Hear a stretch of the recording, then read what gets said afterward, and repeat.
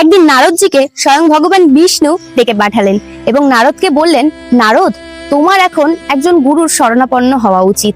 তারপর নারদজি ভক্তি ভরে স্বয়ং ভগবানকে জিজ্ঞাসা করলেন, প্রভু, আমি কাকে গুরু বানাবো?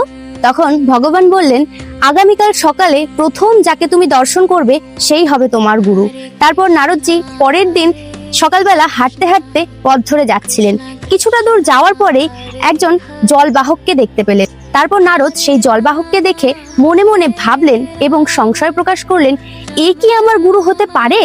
যদি কোনো সাধু বা বড় মহাত্মা হতো তাহলে তাকে গুরু বলে মানা যেত, কিন্তু একে গুরু বলে মানতে পারছি না।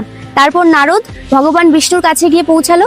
সেখানে গিয়ে প্রভুকে বলল, প্রভু, আমি সকালে প্রথম দর্শন করেছি এক জলবাহককে, কিন্তু এই সামান্য সাধারণ জলবাহক কি আমার গুরু হতে পারে?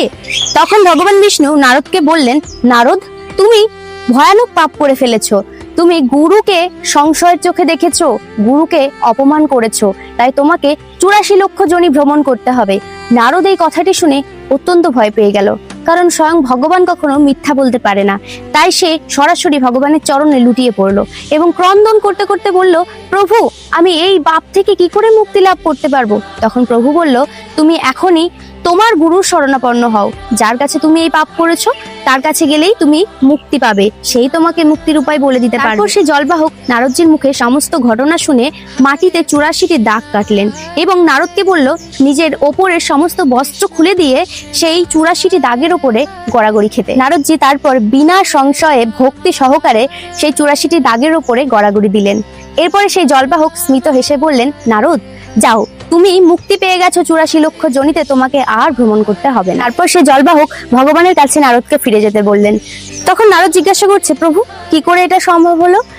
স্বয়ং ভগবান বিষ্ণু তখন বলছে, এটা এই কারণেই সম্ভব হলো, তুমি তোমার গুরুদেবের কথা অবহেলা করনি, তুমি পাপ করেছো, তোমার গুরুর চরণে গিয়ে তুমি সেই পাপের ক্ষমা চেয়েছো। তোমার গুরুদেব তোমাকে যে কর্মই করতে বলেছে, বিনা দ্বিধায় বিনা সংশয়ে কোনো প্রশ্ন না করে তুমি সেই কর্মটি করেছো, আর ঠিক এই কারণেই তুমি মুক্তি লাভ করতে পেরেছো। তো এই বিষয়টি থেকে আমরা কি শিক্ষা পেলাম? গুরু সর্বদাই কোনো বড় সাধু বা কোনো ধনী ব্যক্তিই যে হবে এমনটা নয়। কখনো কখনো কোনো সাধারণ মানুষও গুরু হতে পারে, কারণ সেই সাধারণ মানুষের মধ্যেও কখনো কখনো গভীর জ্ঞান বিরাজ করে। 2 নম্বর হচ্ছে, সর্বদাই আমাদের অহংকার পরিত্যাগ করা উচিত। প্রথমে জলবাহককে দেখে নারদজি ভেবেছিল এ কখনো গুরু হওয়ার যোগ্য নয়, আর এটাই ছিল তার অহংকার। তারপর যখন তার মধ্যে সত্য জ্ঞান এসেছিল তখন তার মধ্যে থেকে অহংকার বিলুপ্ত হয়েছিল।